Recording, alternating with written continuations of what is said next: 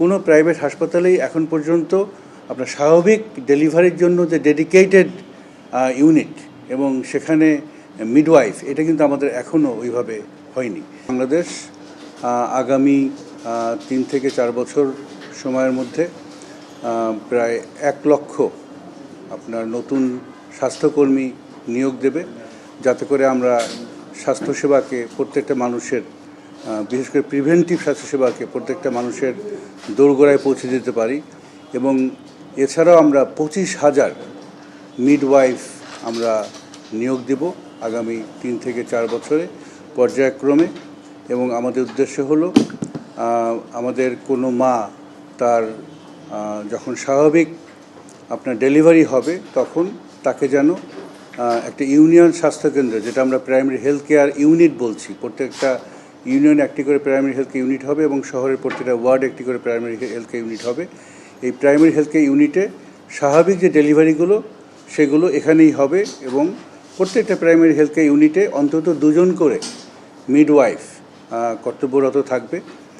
তো এছাড়াও আমরা চাই উপজেলা যে স্বাস্থ্য কমপ্লেক্স, আপনারা এর আগেও শুনেছেন, প্রত্যেকটা উপজেলা স্বাস্থ্য কমপ্লেক্সকে আমরা বর্তমানে 30 থেকে 50 বেড আছে, সেখান থেকে আমরা 100 বেডে নিয়ে যাব এবং উপজেলা হেলথ কমপ্লেক্সকে আমরা মা এবং নবজাতকের যে সেবা, এই সেবাটা কম্প্রিহেন্সিভভাবে দিব। তার অর্থ হলো আমরা চাই না কোনো মা যার কমপ্লিকেটেড ডেলিভারি তাকে উপজেলা হেলথ কমপ্লেক্সের বাইরে যাতে যেতে না হয়, উপজেলা হেলথ কমপ্লেক্সের ভিতরেই যেন মা তার শিশু জন্ম দিতে পারে এবং শিশুর যদি কোনো সমস্যা থাকে নবজাতকের, সেই নজরের সেবা যেন উপজেলা স্বাস্থ্য কমপ্লেক্সেই হয়।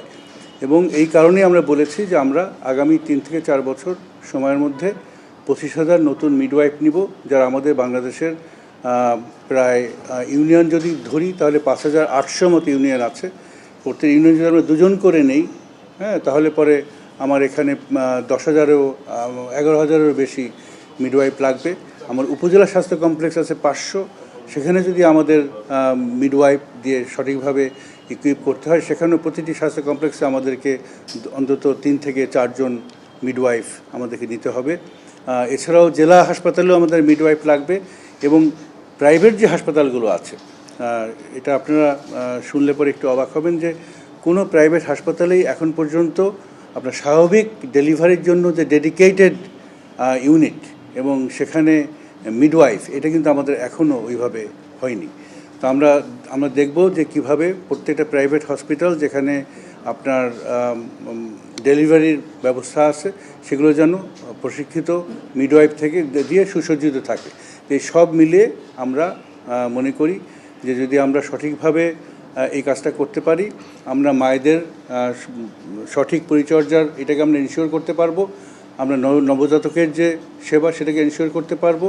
এবং তার উপরেও বড় কথা, আমাদের দেশে যে বর্তমানে সিজারিয়ান সেকশনের একটা ভীতিকর, আমি বলবো যে অবস্থা চলছে, এই অবস্থা থেকে আমাদের দেশটা অনেকটাই মুক্তি পাবে।